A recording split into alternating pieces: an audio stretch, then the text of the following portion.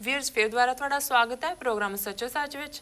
Doctor ਸਾਹਿਬ ਸਾਡੇ ਵੱਲੋਂ ਕੰਵਰ ਸੰਧੂ ਦੇ day and night June 84 serial ਸੰਬੰਧੀ ਪ੍ਰਗਟਾਏ ਵਿਚਾਰਾਂ ਤੇ ਪੰਜਾਬ ਸਪੈਕਟਰਮ ਵੈਬਸਾਈਟ ਤੇ 2 ਟਿੱਪਣੀਆਂ ਆਈਆਂ ਹਨ। ਪਹਿਲੀ ਟਿੱਪਣੀ ਹਰਮਨ ਗਿੱਲ ਜੀ ਦੀ ਹੈ।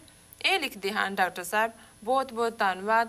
ਮੈਂ ਕੁਝ ਦਿਨਾਂ ਤੋਂ ਸੋਚ ਹੀ ਰਿਹਾ ਸੀ ਕਿ ਮੈਂ ਤੁਹਾਨੂੰ ਕੰਵਰ ਸੰਧੂ ਵੱਲੋਂ ਕੀਤੇ ਜਾ ਰਹੇ ਗੁੰਮਰਾਹਕੁਨ ਪ੍ਰੋਪੇਗੈਂਡੇ ਸੰਬੰਧੀ ਲਿਖਾਂ। ਇਹ ਝੂਠੇ ਕਾਮਰੇਡ ਹਮੇਸ਼ਾ ਹੀ ਸਿੱਖ ਸ਼ਹੀਦਾਂ ਦੇ ਖਿਲਾਫ ਰਹਿੰਦੇ ਹਨ। ਕੰਵਰ ਸੰਧੂ ਵੀ ਇਹਨਾਂ ਚੋਂ ਇੱਕ ਹੈ। ਪੁੱਤਰ ਦਸ਼ਮੇਸ਼ ਗੁਰੂ ਦੇ ਜੇ ਜੀਵਤ ਹਜ਼ਾਰ ਹੁੰਦੇ, ਗੰਗੂ ਚੰਦੂ ਸੁੱਚਾ ਨੰਦ ਜਮਨਾ ਤੋਂ ਪਾਰ ਹੁੰਦੇ। ਸਭ ਤੋਂ ਪਹਿਲਾਂ ਤਾਂ ਮੈਂ ਪੰਜਾਬ ਸਪੈਕਟਰਮ ਦਾ ਬਹੁਤ-ਬਹੁਤ ਧੰਨਵਾਦ ਕਰਦਾ ਜੀ ਕਿ ਉਹ ਸਾਡੇ ਬਹੁਤ ਸਾਰੇ ਪ੍ਰੋਗਰਾਮ ਦੇ ਜਿਹੜੇ ਸੈਗਮੈਂਟ ਨੇ ਜੀ ਉਹਨਾਂ ਨੂੰ ਆਪਣੇ ਵੈਬਸਾਈਟ ਤੇ ਪਾਉਂਦੇ ਨੇ। ਉਸ ਦੇ ਉੱਤੇ ਜਿਹੜੇ ਦਰਸ਼ਕ ਨੇ, ਵਿਊਅਰ ਨੇ, ਉਹ ਕਮੈਂਟ ਵੀ ਕਰਦੇ ਨੇ, ਉਸ ਨੂੰ ਵੱਡੀ ਗਿਣਤੀ 'ਚ ਸ਼ੇਅਰ ਵੀ ਕੀਤਾ ਜਾਂਦਾ ਹੈ ਜੀ। ਸੋ ਬੜੀ ਪੰਥਕ ਭਾਵਨਾ ਨਾਲ, ਇਹ ਨਹੀਂ ਵੀ ਉਹ ਸਾਡੇ ਨਾਲ ਹੀ ਨੇ ਹੈ, ਐਵੇਂ ਜਿਹੜੀ ਵੀ ਦੁਨੀਆ ਭਰ ਦੇ ਵਿੱਚ ਵਾਪਰੀ ਪੰਥਕ ਹਿੱਤਾਂ ਦੀ ਕੋਈ ਖਬਰ ਹੈ ਉਹ ਪੰਜਾਬ ਸਪੈਕਟਰਮ ਦੇ ਉੱਤੇ ਆਪਣੀ ਥਾਂ ਬਣਾਉਂਦੀ ਹੈ। ਔਰ ਉਹਨਾਂ ਨੇ ਆਪਣੇ ਵੱਲੋਂ ਪੋਸਟ ਕਰਨ ਦੇ ਨਾਲ ਨਾਲ ਇਹ ਫੈਸਿਲਿਟੀ ਵੀ ਕ੍ਰੀਏਟ ਕੀਤੀ ਹੈ ਕਿ ਈਵਨ ਜਿਹੜੇ ਵਿਊਅਰਸ ਨੇ ਉਹ ਵੀ ਕਿਸੇ ਨੂੰ ਜਿਹੜੀ ਚੀਜ਼ ਉਹਨਾਂ ਨੂੰ ਇੰਪੋਰਟੈਂਟ ਲੱਗੇ ਉਹਦੇ 'ਤੇ ਪਾ ਸਕਦੇ ਨੇ। ਸੋ ਇਹ ਬੜੀ ਖਾਸ ਮੈਂ ਸਮਝਦਾ ਵੀ ਇਸ ਪੀਰੀਅਡ ਦੇ ਵਿੱਚ ਸੇਵਾ ਕਰ ਰਹੇ ਨੇ। ਸੋ ਇਹਦੇ 'ਤੇ ਹੀ ਜਿਹੜਾ ਅਸੀਂ ਪਿਛਲੇ ਦਿਨਾਂ 'ਚ ਡੇ ਐਂਡ ਨਾਈਟ ਦੇ ਉੱਤੇ ਜਿਹੜਾ ਇਹਨਾਂ ਨੇ 7 ਜਾਂ ਕਿੰਨੇ ਸੀਰੀਅਲ ਚਲਾਏ, ਕੰਵਰ ਸੰਧੂ ਮੇਨ ਹੋਸਟ ਸੀ, ਉਹਦੇ 'ਚ ਕਿਵੇਂ ਥੋੜ੍ਹੀ ਬਹੁਤ ਇਨੀਸ਼ੀਅਲ ਜਿਹੜੀ ਹੈ ਉਹ ਓਬਜੈਕਟਿਵ ਰਿਪੋਰਟਿੰਗ ਤੋਂ ਬਾਅਦ ਫਿਰ ਕਿਵੇਂ ਡੰਡੀ ਮਾਰੀ ਗਈ ਉਸ ਦੇ ਉੱਤੇ, ਕਿਉਂਕਿ ਸਾਡੇ ਤੱਕ ਵੀ ਬਹੁਤ ਸਾਰਿਆਂ ਨੇ ਪਹੁੰਚ ਕੀਤੀ ਸੀ ਔਰ ਇੱਕ ਈਮੇਲ ਦੇ ਰਿਸਪੌਂਸ 'ਚ ਹੀ ਅਸੀਂ ਆਪਣੇ ਕਾਮੈਂਟ ਦਿੱਤੇ ਅਤੇ ਉਹ ਉਸ ਦੇ ਉੱਤੇ ਇਹ 2 ਟਿੱਪਣੀਆਂ ਜਦੋਂ ਪੰਜਾਬ ਸਪੈਕਟਰਮ ਤੋਂ ਉਹਨਾਂ ਨੇ ਪੋਸਟ ਕੀਤੇ। ਸੋ ਵੀਰ ਹਰਮਨ ਗਿੱਲ ਜੀ ਦਾ ਬਹੁਤ ਬਹੁਤ ਧੰਨਵਾਦ ਕਿ ਉਹਨਾਂ ਨੇ ਹਾਂ ਪੱਖੀ ਟਿੱਪਣੀ ਕੀਤੀ ਹੈ ਅਤੇ ਉਸ ਦੇ ਨਾਲ ਹੀ ਉਹਨਾਂ ਨੇ ਇਹ ਕਿਹਾ ਵੀ ਇਹ ਜਿਹੜੇ ਕਾਮਰੇਡ ਨੇ ਸਿੱਖ ਸ਼ਹੀਦਾਂ ਦੇ ਹਮੇਸ਼ਾ ਹੀ ਖਿਲਾਫ ਰਹੇ ਨੇ। ਦੇਖੋ ਤਾਂ ਫਿਰ ਵਿਚਾਰਧਾਰਕ ਤੌਰ 'ਤੇ ਹੀ ਜਦੋਂ ਕਾਰਲ ਮਾਰਕਸ ਜਿਹੜਾ ਇਹ ਸਾਰੀ ਵਿਚਾਰਧਾਰਾ ਦਾ ਮੋਢੀ ਹੈ, ਉਹਦੀ ਇਹ ਸਟੇਟਮੈਂਟ ਹੈ ਕਿ ਜਿਹੜਾ ਧਰਮ ਹੈ ਇਹ ਲੋਕਾਂ ਦੀ ਅਫੀਮ ਹੈ। ਸੋ ਜ਼ਾਹਰ ਹੈ ਕਿ ਇਹ ਨਾਸਤਕ ਤੇ ਆਸਤਕ 2 ਦੁਨੀਆ ਦੇ ਬਿਲਕੁਲ ਆਪੋਜ਼ਿਟ ਪੋਲ ਨੇ। ਸਿੱਖੀ ਦੀ ਗੱਲ ਹੀ ਇੱਥੋਂ ਸ਼ੁਰੂ ਹੁੰਦੀ ਹੈ, ਇੱਕੋ ਓਂਕਾਰ ਕਿ ਵੀ ਇੱਕ ਰੱਬ ਹੈ। ਤੇ ਮਤਲਬ ਇਹ ਹੈ ਵੀ ਜੇ ਤੇਰਾ ਇਸ ਗੱਲ ਤੇ ਯਕੀਨ ਹੈ ਤੇ ਅੱਗੇ ਚੱਲ, ਨਹੀਂ ਤਾਂ ਬਾਕੀ ਗੱਲ ਮੁੱਕ ਜਾਂਦੀ ਹੈ। ਬਾਕੀ ਤਾਂ ਉਹ ਰੱਬ ਸੋਹਣਾ ਹੈ, ਉਹ ਦਿਆਲੂ ਹੈ, ਕਿਰਪਾਲੂ ਹੈ, ਪ੍ਰਤਪਾਲਕ ਹੈ, ਉਹ ਸਾਰੇ ਉਸ ਰੱਬ ਦੇ ਹੀ ਗੁਣ ਨੇ। ਪਰ ਮੁੱਢਲੀ ਗੱਲ ਤਾਂ ਇਹੀ ਹੈ ਕਿ ਇੱਕ ਰੱਬ ਹੈ। ਇਹ ਜਦੋਂ ਧਰਮ ਦੀ ਅਸੀਂ ਦੁਨੀਆ ਦੀ ਗੱਲ ਕਰਦੇ ਹਾਂ, ਸਾਡਾ ਇੱਕੋ ਓਂਕਾਰ ਨਾਲ ਹੈ। ਤੇ ਜੇ ਅਸੀਂ ਇਸਲਾਮ ਦੀ ਗੱਲ ਕਰਦੇ ਹਾਂ, ਹੁਣ ਇਸਲਾਮ ਦਾ ਕਲਮਾ ਕੀ ਹੈ? ਕਲਮਾ ਦੀ ਪਹਿਲੀ ਗੱਲ ਇਹੀ ਹੈ ਕਿ ਲਾ ਇਲਾਹਾ ਇल्लल्लाह, ਕਿ ਇੱਕ ਰੱਬ ਹੈ। ਸੋ ਇਹ ਜਿਹੜੀ ਕਮਿਊਨਿਸਟ ਵਿਚਾਰਧਾਰਾ ਇਹ ਦੂਸਰੇ ਪਾਸਿਓਂ ਆਉਂਦੀ ਹੈ। ਉਹ ਤਾਂ ਡਿਨਾਈ ਕਰਕੇ ਉਹਨੂੰ ਓਪੀਅਮ ਆਫ ਦਾ ਮਾਸਸ ਕਹਿ ਕੇ ਸ਼ੁਰੂ ਹੁੰਦੇ ਨੇ। ਸੋ ਜਦੋਂ ਸਾਡੇ ਲਈ ਸ਼ਹੀਦ ਉਹ ਹੈ ਜਿਹੜਾ ਸੱਚ ਦੀਆਂ ਵੈਲਿਊਜ਼ ਲਈ ਮਰਿਆ, ਆਪਣੀ ਉਹਨੇ ਜਾਨ ਦਿੱਤੀ ਹੈ। ਜਦੋਂ ਉਹ ਕਿਸੇ ਨੂੰ ਅਲਟੀਮੇਟ ਟਰੂਥ ਮੰਨਦੇ ਹੀ ਨਹੀਂ ਤਾਂ ਫਿਰ ਉਹਨਾਂ ਦਾ ਤਾਂ ਕੋਈ ਹੈ ਹੀ ਨਹੀਂ। ਸੋ ਬਹੁਤ ਬਹੁਤ ਧੰਨਵਾਦ ਤੁਸੀਂ ਜਿਹੜਾ ਇਸ ਨੂੰ ਸੁਣਿਆ ਵੀ ਔਰ ਇਸ ਦੇ ਉੱਤੇ ਕਮੈਂਟ ਵੀ ਜੀ। ਸਾਡੀ ਅਗਲੀ ਦੂਸਰੀ ਟਿੱਪਣੀ ਵੀਰ ਸਿੱਧੂ ਜੀ ਦੀ ਹੈ। ਇਹ ਲਿਖਦੇ ਹਨ, ਜੇ ਇੱਕ ਬੰਦਾ ਤੁਹਾਡੀ ਸਾਈਡ ਦੀ ਗੱਲ ਨਹੀਂ ਕਰਦਾ ਤਾਂ ਉਹਨੂੰ ਤਰ੍ਹਾਂ ਤਰ੍ਹਾਂ ਦੇ ਨਾਂ ਦੇਣੇ ਚੰਗੀ ਗੱਲ ਨਹੀਂ। ਇਹ ਅੱਗੇ ਲਿਖਦੇ ਹਨ, ਉਹ ਖਾਲਿਸਤਾਨੀਓ ਤੁਹਾਡੀ ਸੋਚ ਬੜੀ ਪਿੱਛੇ ਰਹਿ ਗਈ। ਤੁਸੀਂ 1984 ਨੂੰ ਆਪਣੀ ਦੁਕਾਨ ਬਣਾ ਰੱਖਿਆ ਹੈ ਬਿਜ਼ਨਸ ਦੀ। ਜੇ ਅੱਜ ਪਿੰਡਰਾਂ ਵਾਲੇ ਹੁੰਦੇ ਤਾਂ ਤੁਹਾਡੀ ਛਿੱਤਰ ਪਰੇਡ ਹੁੰਦੀ ਤਗੜੀ। ਉਦੋਂ ਵੀ ਬਹੁਤ ਸਾਰੇ ਕ੍ਰਿਮੀਨਲ ਮਾਈਂਡਡ ਲੋਕ ਦਰਬਾਰ ਸਾਹਿਬ 'ਚ ਲੁਕ ਜਾਂਦੇ ਸੀ ਡਾਕੇ ਮਾਰ ਕੇ। ਉਹਨਾਂ ਨੂੰ ਵੀ ਸੰਤਾਂ ਨੇ ਕੁਟਾਪਾ ਚਾੜਿਆ ਸੀ। ਤੇ ਨਾਲੇ ਰੱਖ ਕੇ ਵੇਖੋ ਅਮਰੀਕਾ ਦੇ ਕਿਸੇ ਗੁਰਦੁਆਰੇ ਵਿੱਚ ਹਥਿਆਰ। FBI ਤੁਹਾਨੂੰ ਬਾਹਰ ਕਿਵੇਂ ਸੁੱਟਦੀ ਆ 2 ਦਿਨਾਂ 'ਚ। ਹਾਂ ਡਾਕਟਰ ਸਾਹਿਬ ਦੇਖੋ, ਜਿੱਥੇ ਫੁੱਲ ਨੇ ਉੱਥੇ ਕੰਡੇ ਵੀ ਨੇ। ਜੇ ਵੀਰ ਹਰਜੋਤ ਹੋਰਾਂ ਨੇ ਪੋਜ਼ੀਟਿਵ ਲਿਖਿਆ, ਹਰਮਨ ਹੋਰਾਂ ਨੇ ਤੇ ਇਹ ਵੀਰ ਸਿੱਧੂ ਇਹਨਾਂ ਨੇ ਆਪਣੇ ਨਾਂ ਨਾਲ ਆਪ ਹੀ ਵੀਰ ਲਾਇਆ। ਹੁਣੇ ਤਾਂ ਇਹ ਕੋਈ ਚਾਣਕਿਆ ਪੁੱਤਰ ਹੀ ਨੇ। ਦੇਖੋ, ਪਹਿਲੀ ਗੱਲ ਤਾਂ ਇਹ ਹੈ ਵੀ ਇਹਨਾਂ ਦੇ ਕਾਮੈਂਟ ਨੂੰ ਮੈਂ ਬੜੇ ਧਿਆਨ ਨਾਲ 2-3 ਵਾਰੀ ਪੜ੍ਹਿਆ ਤੇ ਜਦੋਂ ਇਹ ਚੰਗੀ ਤਰ੍ਹਾਂ ਮੈਨੂੰ ਸਮਝ ਆ ਗਿਆ ਵੀ ਇਹ ਕੀ ਹੈ ਤੇ ਫਿਰ ਮੈਨੂੰ ਪੰਜਾਬੀ ਦਾ ਅਖਾਣ ਇਹ ਯਾਦ ਆਇਆ ਕਿ ਵਕਤੋਂ ਖੁੰਝੀ ਡੂਮਣੀ ਬੋਲੇ ਆਲ ਪਤਾਲ। ਕਿ ਹੁਣ ਇਹ ਆਲ ਪਤਾਲ ਬੋਲਣ ਵਾਲੀ ਗੱਲ ਹੈ। ਹੁਣ ਪ੍ਰਭਾਵ ਉਹ ਇਹ ਦੇਣਾ ਚਾਹੁੰਦਾ ਹੈ ਕਿ ਵੀ ਉਹ ਸੰਤ ਪਿੰਡਾਂ ਵਾਲਿਆਂ ਨੂੰ ਐਡਮਾਇਰ ਕਰਦਾ। ਜੀ ਜੀ ਇਸ ਲਈ ਉਹ ਸਾਨੂੰ ਡਰ ਇਹ ਦਿੰਦਾ ਹੈ ਕਿ ਜੀ ਤੁਸੀਂ ਦੁਕਾਨਾਂ ਖੋਲੀਆਂ ਹੋਈਆਂ ਨੇ, ਜੀ ਜੀ ਤੇ ਜੇ ਸੰਤ ਹੁੰਦੇ ਤਾਂ ਫਿਰ ਤੁਹਾਡੇ ਨਾਲ ਦੇਖ ਲਓ ਕੀ ਹੁੰਦਾ ਹੈ। ਜੀ ਪਰ ਅਖੀਰਲੀ ਲਾਈਨ ਦੇ ਵਿੱਚ ਉਸ ਦੀ ਆਪਣੀ ਪਛਾਣ ਕੀ ਹੈ, ਉਹ ਕਿੱਥੋਂ ਬੋਲਦਾ ਹੈ, ਜਿਹਨੂੰ ਪੰਜਾਬੀ ਉਹ ਜ਼ਾਹਰ ਹੋ ਗਿਆ ਹੈ ਜਦੋਂ ਉਹ ਇਹ ਕਹਿੰਦਾ ਹੈ ਕਿ ਜੇ ਅਮਰੀਕਾ ਦੇ ਕਿਸੇ ਗੁਰਦੁਆਰੇ 'ਚ ਤੁਸੀਂ ਹਥਿਆਰ ਰੱਖੇ ਹੁੰਦੇ ਫਿਰ ਤੁਹਾਨੂੰ FBI 2 ਦਿਨ 'ਚ ਦੱਸ ਦਿੰਦੀ ਵੀ ਕਿਸ ਭਾਅ ਵਿਕਦਾ।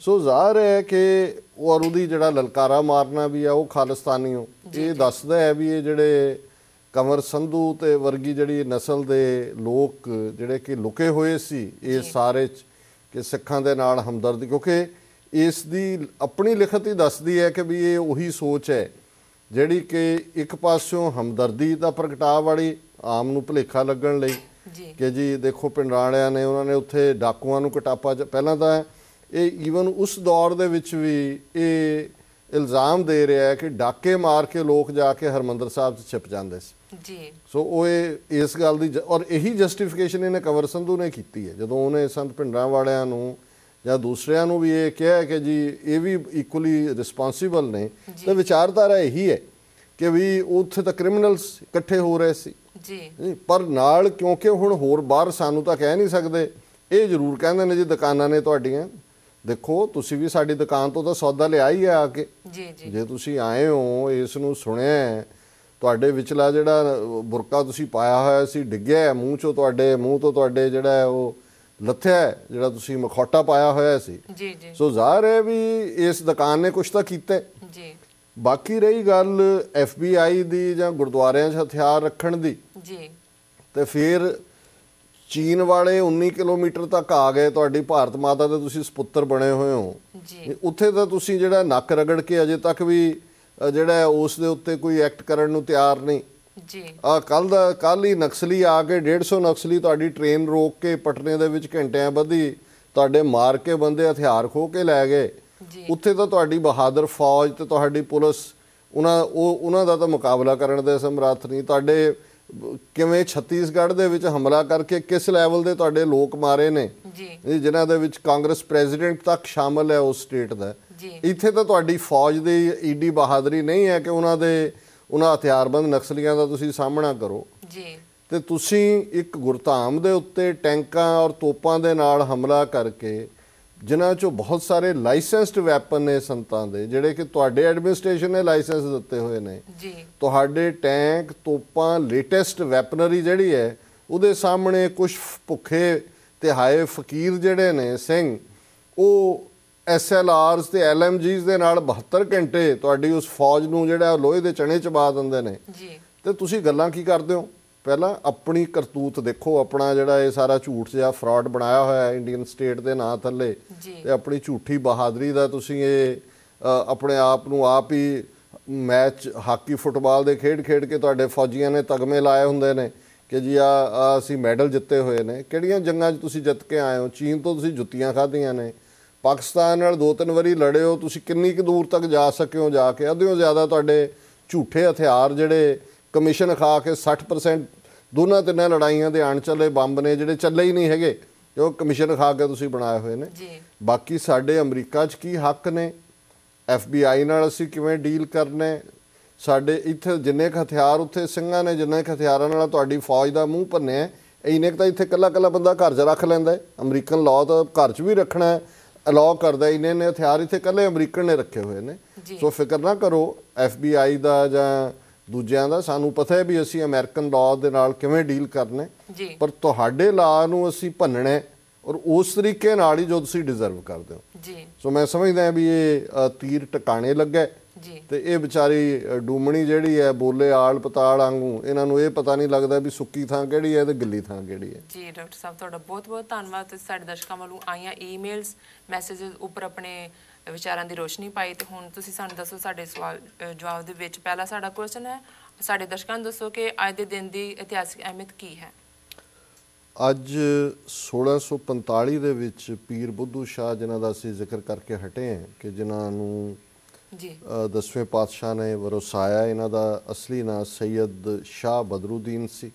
ਇਹਨਾਂ ਦਾ ਜਨਮ 1645 ਦੇ ਵਿੱਚ ਹੋਇਆ ਔਰ ਬੜਾ ਇਤਿਹਾਸਕ ਬਹੁਤ ਵਾਰੀ ਜਦੋਂ ਅਸੀਂ ਇਤਿਹਾਸ ਦੇ ਹਵਾਲੇ ਨਾਲ ਔਰ ਸਿੱਖਾਂ ਮੁਸਲਮਾਨਾਂ ਦੀ ਸਾਂਝ ਦੇ ਹਵਾਲੇ ਨਾਲ ਗੱਲ ਕਰਦੇ ਪਹਿਲੀ ਜੰਗ ਜਿਹੜੀ 10ਵੇਂ ਪਾਤਸ਼ਾਹ ਨੇ ਆਪਣੇ ਜੀਵਨ ਦੀ ਲੜੀ, ਭੰਗਾਣੀ ਦੀ ਲੜਾਈ, ਉਸ ਦੇ ਵਿੱਚ ਦੋਨਾਂ ਦਾ ਖੂਨ, ਇੱਕ ਪਾਸੇ ਪਹਾੜੀ ਰਾਜੇ ਨੇ, 22 ਤਾਰ ਦੇ ਪਹਾੜੀ ਰਾਜਿਆਂ ਦੀ ਫੌਜ ਹੈ ਜੀ, ਇਧਰ 10ਵੇਂ ਪਾਤਸ਼ਾਹ ਦੇ ਸਿੱਖ ਔਰ ਪੀਰ ਬੁੱਧੂ ਸ਼ਾਹ, ਸੈਯਦ ਬਦਰੁਦੀਨ, ਜਿਨ੍ਹਾਂ ਨੇ 5 ਪਠਾਨ 100 ਦਾ ਜਿਨ੍ਹਾਂ ਦੇ ਕੋਲ ਫੌਜੀ ਕੁਮਕ ਸੀ, ਜੀ, ਗੁਰੂ ਸਾਹਿਬ ਦੇ ਕੋਲ ਤਨਖਾਹੀਏ ਕੀਤੇ ਸੀ। ਜੀ, ਉਹਨਾਂ ਚੋਂ 4 ਜਿਹੜੇ ਪਠਾਨ ਨੇ, 400 ਜਵਾਨ ਪਹਾੜੀਆਂ ਦੇ ਨਾਲ ਰਲ ਗਏ, 100 ਜਿਹੜਾ ਉਹ ਲਾਇਲ ਰਿਹਾ। ਜਦੋਂ ਬੁੱਧੂ ਸ਼ਾਹ ਨੂੰ ਪਤਾ ਲੱਗਾ ਤੇ ਉਹ ਆਪਣੇ 4 ਪੁੱਤਰਾਂ ਤੇ 700 ਮਰੀਦਾਂ ਦੇ ਨਾਲ ਆਇਆ 10ਵੇਂ ਪਾਤਸ਼ਾਹ ਵੱਲ ਕਿ ਅਸੀਂ ਲੜਾਂਗੇ ਤੁਹਾਡੇ ਨਾਲ, ਦੂਜਿਆਂ ਦੇ ਵਿਰੁੱਧ ਤੁਹਾਡੇ ਨਾਲ ਰਲ ਕੇ। ਔਰ ਉਸ ਜੰਗ ਦੇ ਵਿੱਚ ਪੀਰ ਬੁੱਧੂ ਸ਼ਾਹ ਦੇ 2 ਪੁੱਤਰ ਸ਼ਹੀਦ ਹੋਏ, ਸੈਂਕੜਿਆਂ ਮੁਰੀਦ ਸ਼ਹੀਦ ਹੋਏ। ਉਹ ਜੰਗ ਗੁਰੂ ਸਾਹਿਬ ਨੇ ਜਿੱਤੀ। ਤੇ ਹੁਣ ਪੀਰ ਬੁੱਧੂ ਸ਼ਾਹ ਆਲਮੋਸਟ 20-21 ਸਾਲ ਉਹਨਾਂ ਤੋਂ ਵੱਡੇ ਨੇ। ਤੇ ਜਦੋਂ ਗੁਰੂ ਸਾਹਿਬ ਨੇ ਜੰਗ ਦੇ ਐਂਡ 'ਚ ਅਗਲੇ ਦਿਨ ਸਿਰੋਪਾਓ ਦਿੱਤੇ ਤੇ ਪੀਰ ਸਾਹਿਬ ਨੂੰ ਕਿਹਾ ਕਿ ਦੱਸੋ ਤੁਹਾਡੇ ਪੁੱਤਰ ਸ਼ਹੀਦ ਹੋਏ ਨੇ, ਤੁਹਾਡੇ ਮੁਰੀਦ ਸ਼ਹੀਦ ਹੋਏ ਨੇ। ਤੇ ਉਹਨਾਂ ਨੇ ਦਸਤਾਰ ਤੇ ਕੰਘਾ ਇਹ ਗੁਰੂ ਸਾਹਿਬ ਤੋਂ ਮੰਗਿਆ, ਜਿਹੜਾ ਗੁਰੂ ਸਾਹਿਬ ਨੇ ਉਹਨਾਂ ਨੂੰ ਵਡਿਆਇਆ ਦੇ ਕੇ। ਔਰ ਉਹ ਅੱਜ ਵੀ ਗੁਰਦੁਆਰਾ ਸਿਰੋਪਾਓ ਸਾਹਿਬ ਨਾਭੇ ਦੇ ਵਿੱਚ ਉਸ ਵੇਲੇ ਦੇ ਮਹਾਰਾਜੇ ਨੇ ਫਿਰ ਉਹ ਖਰੀਦ ਲਿਆ ਸੀ ਉਹਨਾਂ ਦੇ, ਜਿਵੇਂ ਵੀ ਅੱਗੇ ਚੱਲ ਰਿਹਾ ਸੀ ਡਿਸੈਂਡੈਂਟਸ ਦੇ ਕੋਲੋਂ। ਔਰ ਇਸੇ ਪੀਰ ਬੁੱਧੂ ਸ਼ਾਹ ਨੂੰ ਬੜੇ ਜ਼ੁਲਮ ਦੇ ਨਾਲ, ਜਿਹੜਾ ਉੱਥੋਂ ਦਾ ਅਫਗਾਨ ਸੀ ਨਵਾਬ ਸਢੌਰੇ ਦਾ, ਕਿਉਂਕਿ ਸਢੌਰੇ ਦੇ ਸਨ, ਉਸ ਨੇ ਕਤਲ ਕੀਤਾ। ਔਰ ਬੰਦਾ ਸਿੰਘ ਬਹਾਦਰ ਜਦੋਂ ਆਇਆ, ਉਹਨੇ ਫਿਰ ਜਦੋਂ ਰਿਵੈਂਜ ਲਿਆ ਤੇ ਉਹ ਸਾਰੇ ਸਢੌਰੇ ਦੇ ਪਠਾਣਾਂ ਨੂੰ ਵੀ ਸਜ਼ਾ ਯਾਫਤਾ ਕੀਤਾ। ਖਾਸ ਤੌਰ ਤੇ ਉਸ ਪਠਾਨ ਜਿਹੜਾ ਉਸਥੋਂ ਦਾ ਨਵਾਬ ਸੀ, ਉਹਨੂੰ ਕੱਢ ਕੇ ਜਿਹਨੇ ਪੀਰ ਬੁੱਧੂ ਸ਼ਾਹ ਨੂੰ ਕਰੂਅਲੀ ਮਾਰਿਆ ਸੀ। ਸੋ ਇਹ ਸਾਡੇ ਇਤਿਹਾਸ ਦੇ ਬਹੁਤ ਵੱਡੇ ਨਾਇਕਾਂ ਚੋਂ ਨੇ ਪੀਰ ਬੁੱਧੂ ਸ਼ਾਹ, ਔਰ ਉਹਨਾਂ ਦੇ ਅੱਗੇ ਸਾਡਾ ਸਿਰ ਝੁਕਦੇ। ਜੀ ਡਾਕਟਰ ਸਾਹਿਬ, ਵਰਲਡ ਹਿਸਟਰੀ ਅਸੀਂ ਬਾਅਦ ਵਿੱਚ ਡਿਸਕਸ ਕਰਾਂਗੇ। ਪਹਿਲਾਂ ਅਸੀਂ ਜਾਣੇ ਬ੍ਰੇਕ ਤੇ। ਵੀਰ, ਤੁਸੀਂ ਸਾਡਾ ਪ੍ਰੋਗਰਾਮ ਇਸ ਤਰ੍ਹਾਂ ਹੀ ਦੇਖਦੇ ਰਹੋ। ਮਿਲਦੇ ਹਾਂ ਇੱਕ ਛੋਟੇ ਜਿਹੇ ਬ੍ਰੇਕ ਤੋਂ ਬਾਅਦ।